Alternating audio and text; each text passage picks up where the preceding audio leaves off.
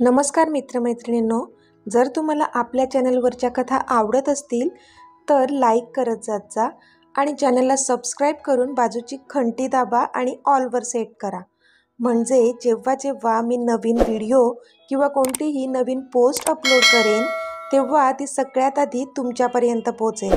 धन्यवाद। तर वळूया आपल्या कथेच्या पुढच्या भागाकडे। तिने आज ब्लू कलरचा क्रॉप टॉप आणि व्हाईट पॅन्ट घातली होती। तिने हात हवेत उचलले असल्यामुळे तिचा टॉप थोडा वर झाला होता आणि तिची उघडी कंबर त्याला दिसत होती।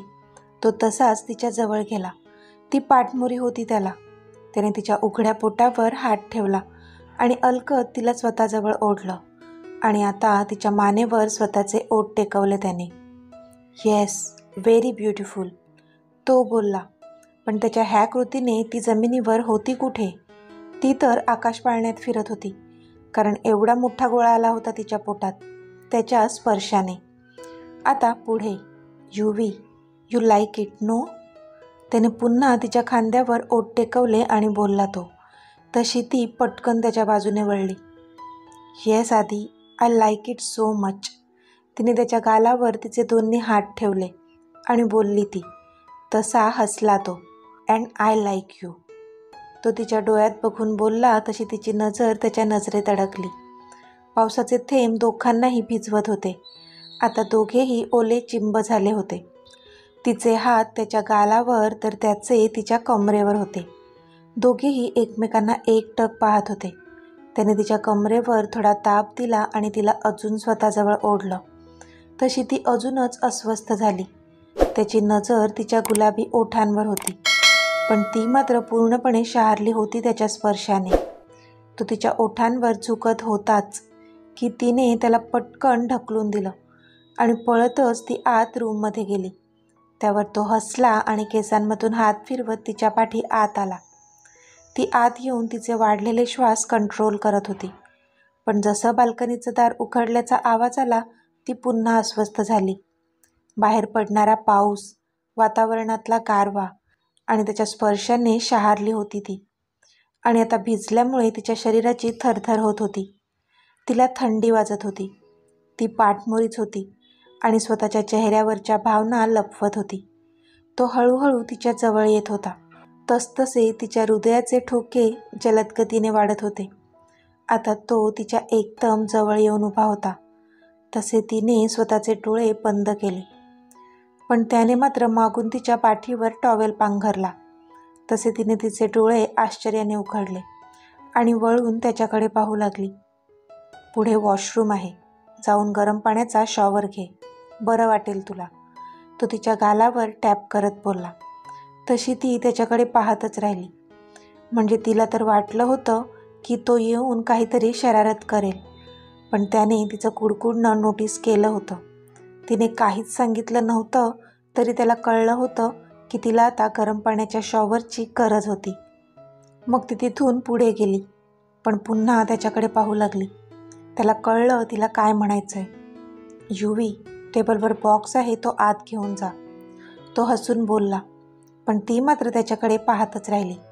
तिला खरं तर सांगायचं होतं की मला घालायला कपडे नाहीत, पण तो तर काहीतरी वेगळंच सांगत होता।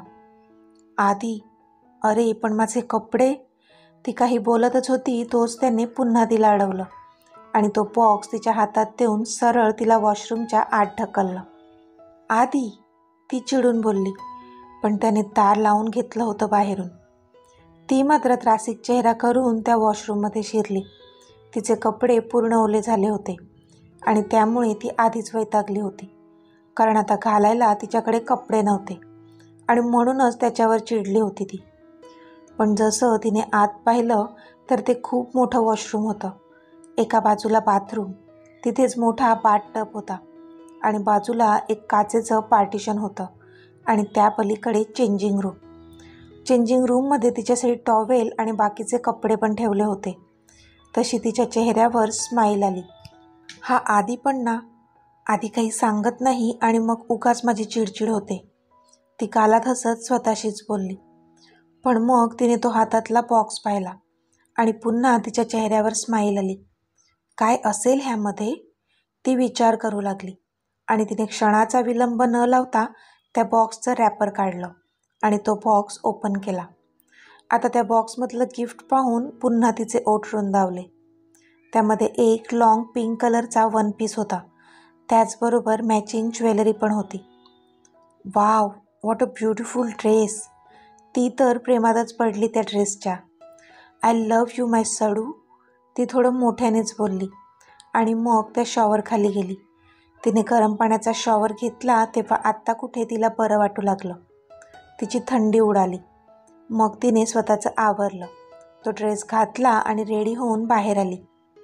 इथे आधीच रेडी होऊन तिच्या बाहेर येण्याची वाट पाहत होता. तो त्या बाल्कनीच्या दाराजवळ उभा राहून बाहेरचं सौंदर्य पाहत होता. आज काही रोजच्यासारखं 3 पीस सूट नव्हता घातला त्याने ब्लू जीन्स आणि व्हाईट कॅज्युअल शर्ट घातला होता. सिम्पल लुक होता त्याचा, पण त्यामध्ये तो माल दिसत होता, जणू एखादा कॉलेज गोईंग बॉय. ती त्याच्या पाठी जाऊन उभी राहिली, थोडीशी अडखळतच. बाहेर पावसाचा जोर होता, म्हणून त्या आवाजाने त्याला कळलंच नाही ती कधी मागे येऊन उभी राहिली. मग तिनेच त्याच्या खांद्यावर हात ठेवून त्याला जाणीव करवून दिली. तसा तो मागे वळला. ती तशीच खाली मान घालून उभी होती. लाजत होती बहुतेक. तो मात्र तिला पाहतच राहिला. त्या गुलाबी ड्रेसमध्ये खूपच छान दिसत होती ती. थोडासा मेकअप पण केला होता तिने. थोडीशी पिंक लिपस्टिक ओठांवर लावली होती. केस तिचे थोडे ओले थोडे कोरडे होते. चष्मीसने आता चष्मा लावला नव्हता. त्याने तिच्या हनुवटीला पकडून तिचा चेहरा वर केला. तशी दोघांची नजरानजर झाली. त्याची सगळ्यात आधी नजर गेली ती तिच्या डोळ्यांवर. ते खारे डोळे, जे पहिल्या दिवसापासून त्याला भुरळ पाडत होते. त्याने पुढे झुकून तिच्या डोळ्यांवर आपले ओठ टेकवले. तशी ती आश्चर्यचकित झाली. You are looking very beautiful, तो बोलला तशी तिने पुन्हा लाजून मान खाली घातली. युवी, यू नो व्हॉट, ज्या दिवशी मी तुझे डोळे पहिल्यांदा पाहिले होते ना, त्या दिवसापासून मी ह्यामध्ये अडकलो होतो. पाहता क्षणी मी ह्या सुंदर डोळ्यांच्या प्रेमात पडलो होतो. आधी मला कळत नव्हतं हे काय आहे, पण जेव्हा कळालं तेव्हा मी स्वतःला अडवलं होतं तुझ्या डोळ्यात अडकण्यापासून. कारण तेव्हा तू माझ्या भावाची होणारी बायको होतीस. मी कधी विचार केला नव्हता की ह्या सुंदर डोळ्यांची परी कधी फक्त माझीच असेल. I love you, I love your beautiful eyes Yuvi, तो पुन्हा तिच्या कपाळावर किस करून बोलला. तशी ती शहारून गेली आणि तिला भरूनसुद्धा आलं. तिला नेहमीच तिचे डोळे सुंदर वाटायचे, पण कधीच कोणीच तिच्या डोळ्यांची स्तुती केलीच नव्हती. उलट नेहमी तिच्या डोळ्यांवर चष्मा असायचा, म्हणून तिला हिणवलंच होतं बहुतेक जणांनी. पण आज हा तिच्या डोळ्यांची फक्त स्तुती करत नव्हता, तर तो त्या तिच्या सुंदर डोळ्यांच्या प्रेमात होता. आणि आता तिचे तेच सुंदर डोळे टपटपले होते. तिचा ऊर दाटून आला आणि तिने पुढे होऊन त्याला गच्च मिठी मारली. तसा तो थोडा मागे सरकला गेला, कारण त्याला हे अपेक्षित नव्हतं. आणि मॅडमने इतक्या जोराने त्याला मिठी मारली की तो 2 पावलं मागे सरकला तिच्या अनपेक्षित मिठीने. त्याला कळलंच नाही की ती का इतकी इमोशनल झाली असेल. युवी, काय झालं, त्याने विचारलं. तशी तिने त्याच्या मिठीतच नाहीमध्ये मान हलवली. युवी, त्याने पुन्हा तिला आवाज दिला आणि तिचा चेहरा त्याच्या ओंजळीत पकडून वर केला. त्याने पाहिलं की ते खारे डोळे आता थोडे लाल दिसत होते. हे डिअर, व्हॉट हॅपन, तू रडतेस का, त्याने काळजीने विचारलं. तशी तिच्या चेहऱ्यावर स्माईल आली. अरे, आता हसतेस का, मी काही जोक केला का, त्याने थोडं त्रासिकपणे विचारलं. त्याला तर काहीच कळत नव्हतं, ती रडत काय होती आणि कधी हसत काय होती. Aadi, thank you so much for coming in to my life, thank you so much for giving me so much love. I love you so much darling, ती त्याला घट्ट आवळून बोलली. तसं त्याने पण काहीच विचारलं नाही आणि ती मिठी अजूनच घट्ट केली. कम, तो बोलला आणि त्याने तिच्या समोर त्याचा हात धरला. तसा तिने त्याच्या हातात स्वतःचा हात दिला. तो तिला घेऊन बाहेर आला. तसं हॉटेलचा एक स्टाफ त्यांना एका ठिकाणी घेऊन गेला. Sir, ma'am, this way please, त्या स्टाफने त्यांना एका रूमच्या दारापाशी सोडलं आणि बोलला तो. थँक्यू, आधी बोलला तसा तो स्टाफ हसून अदबीने तिथून निघून गेला. युवी, त्याने ते डोअर ओपन करण्यास सांगितलं तिला. तसं हसून तिने ते डोअर ओपन केलं, पण आत पूर्ण अंधार होता आणि आता तिच्या चेहऱ्यावर गोंधळ जमा झाला होता. तसा तो थोडा हसला आणि त्याने तिचा हात पकडून तिला त्या रूममध्ये नेलं. पण जसं त्यांनी त्या रूममध्ये एंटर केलं तिथे डीम लाईट्स लागल्या आणि त्या डीम लाईट्समध्ये त्या रूमची केलेली सजावट तिला दिसली. तसे तिने आश्चर्याने तिचे दोन्ही हात तोंडावर ठेवले, कारण ती जसजशी पुढे चालत होती तिच्यावर गुलाबाच्या पाकळ्यांचा वर्षाव होत होता. पूर्ण रूममध्ये रोमॅन्टिक वातावरण क्रिएट केलेलं. सेंटचा सौम्य सुगंध सगळीकडे दरवळत होता. ठिकठिकाणी बलून्स होते. सौम्य सुमधुर संगीत वाजत होतं. बाजूलाच एक टेबल होतं, त्यावर केक होता आणि त्यावर लिहिलं होतं, अद्विकाच फर्स्ट डेट. ते पाहून तर तिच्या भुवया उंच झाल्या. आधी अद्विका? तिने प्रश्नार्थक विचारलं तसा तो गालातच हसला. Aadi plus Yuvika is equal to Advika. तो हसून बोलला तशी तिच्या चेहऱ्यावर खूप मोठी स्माईल आली. Wow, I just love it. ती उडी मारून बोलली, कारण तिला त्यांचं ते नाव खूप जास्त आवडलं होतं. And I love you. तो बोलला तशी ती पुन्हा हसली. कम, लेट्स कट द केक. तो तिला त्या केककडे घेऊन गेला. मग दोघांनी हसून तो केक कट केला. त्याने तिला केक भरवला आणि मग तिने पण त्याला केक भरवला. दोघेही एकमेकांकडे पाहून हसत होते. इतक्यात तो तिच्यापासून थोडा दूर झाला. तिला काही कळलंच नाही. ती त्याच्याकडे गोंधळून बघतच होती की तो तिच्यासमोर गुडघ्यावर बसला. त्याच्या हातात रिंग होती. चष्मीस, मी तुझ्यावर खूप खूप जास्त प्रेम करतो आणि आयुष्यभर तुझ्यावरच प्रेम करत राहीन. जर तू मला साथ दिलीस तर मी आयुष्यभर तुझाच होऊन राहीन. तुला खूप खुश ठेवीन. तुझ्या सुखात माझं सुख असेल आणि तुझ्या दुःखात माझं दुःख. तुझ्या ओठांवर स्माईल आली की माझ्या ओठांवर ही स्माईलच येईल. तुझ्या डोळ्यात पाणी आलं तर माझ्याही डोळ्यात पाणी येईल. युवी, तू माझ्या पुढच्या आयुष्यात मला सोबत देशील ना? होशील ना ह्या वेड्याआधीची युवी? Please marry me and be mine forever. तो खाली गुडघ्यावर बसून तिच्या डोळ्यात बघून बोलला. पण ती तर स्तब्ध झाली होती. कोणी इतकं जास्त प्रेम कसं करू शकतो कोणावर? पण तो करत होता, त्याच्या चष्मीसवर, आणि तेच तिला सुखावून जात होतं. आज त्याने फक्त तिला सरप्राईज देण्यासाठी काय काय केलं होतं, असं तर फक्त तिने स्वप्नात इमॅजिन केलेलं.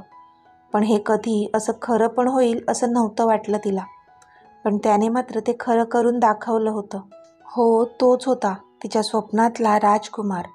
पण आत्ता तिला त्याने केलेला पहिला प्रपोज आठवला आणि क्षणात तिचे डोळे पाणावले. किती इन्सल्ट केला होता तिने त्याचा तेव्हा. पण आत्ता नाही. आता ती त्याच्यावर फक्त आणि फक्त प्रेमाचा वर्षाव करणार होती. त्याला अजिबात दुखावणार नव्हती.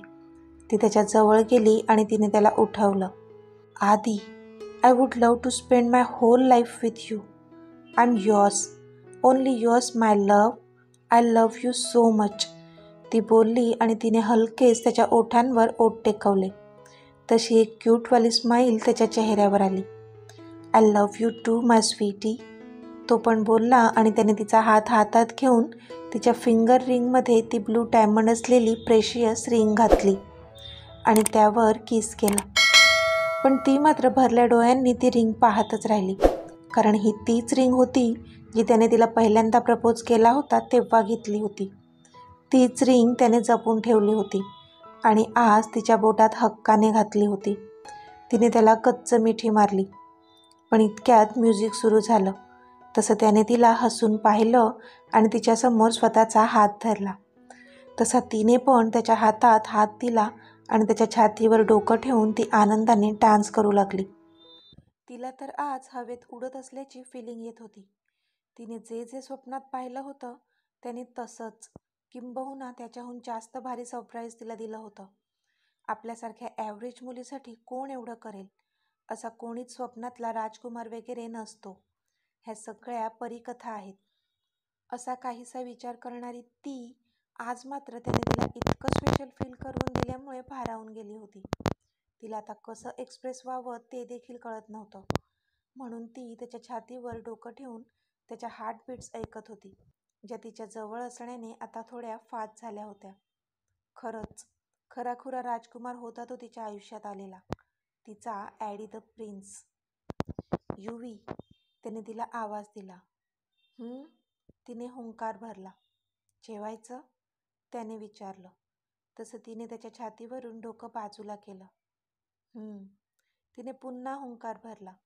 मग तो तिला डायनिंग टेबलजवळ घेऊन गेला. ते डायनिंग टेबल पण अंधारात होतं आणि त्यावर कॅन्डल्स लावल्या होत्या. ते पाहून तिने आश्चर्याने त्याच्याकडे पाहिलं. तसा तो हसला. कॅन्डल लाईट लंच करणार आहोत आपण. तो हसून बोलला तशी मग ती पण हसली. थँक्यू आदी, thank you so much for making me feel so special. तिला इतकं जास्त स्पेशल असल्याची फिलिंग करून देण्यासाठी ती त्याला थँक्यू म्हणत होती. यू आर स्पेशल स्वीटी, तो बोलला. तशी ती खुदकन हसली. कम. त्याने समोरची चेअर तिच्यासाठी खेचून तिला बसायला दिलं आणि मग स्वतः पण समोरच्या चेअरवर जाऊन बसला. दोघांनीही मग त्यांचं जेवण केलं. आता पुन्हा ते त्यांच्या पहिल्यावाल्या रूममध्ये आले होते. त्याने तिला रूममध्ये सोडलं आणि तो मॅनेजमेंटला काहीतरी इन्स्ट्रक्शन्स देण्यासाठी तिथेच थांबला. दुपारची वेळ होती, पण पाऊस अजून सुरूच होता आणि म्हणून सगळीकडे अंधारलेलं वातावरण होतं. ती पुन्हा त्या समोरच्या नजाऱ्याकडे एकटक पाहू लागली. चारही बाजूने डोंगर, दऱ्या आणि हिरवळ दिसत होती. खूपच छान वाटत होतं तिला. एकदम रोमॅन्टिक वातावरण. आणि त्या वातावरणात तिचा आदी तिच्यासोबत होता. तिने बाल्कनीचं दार उघडलं. बाहेरून येणारा गार वारा तिच्या अंगावर शहारे आणत होता आणि ती त्यामध्ये गुंग झालेली असतानाच तिच्या पोटावर त्याच्या मजबूत हातांचा विळखा पडला आणि त्याने तिला मागून मिठीत घेतलं. युवी, आजची आपली डेट आवडली का तुला? त्याने विचारलं. पण ती बिचारी काय बोलणार होती, कारण तो तिच्या उघड्या पाठीवर त्याचं बोट फिरवत होता. तशी एक वीज सळसळत होती तिच्या हृदयातून. तोंडातून शब्द फुटत नव्हते. आदी, नको ना प्लीज, ती अस्पष्टरित्या बोलली. पण त्याचं लक्षच कुठे होतं. तो तिच्या त्या उघड्या पाठीवर त्याच्या बोटाने नक्षी काढत होता आणि तिची अस्वस्थता अजून वाढवत होता. तिचे हृदयाचे ठोके तर कायच्या काय फास्ट झाले होते. तर मित्रमैत्रिणींनो, आजचा भाग तुम्हाला कसा वाटला ते मला कमेंटमध्ये सांगा. आणि जर आवडला असेल तर व्हिडिओला लाईक करा, शेअर करा आणि चॅनलला सबस्क्राईब करून बाजूची घंटी नक्की दाबा. चला तर भेटूया आपल्या पुढच्या भागात. तोपर्यंत धन्यवाद.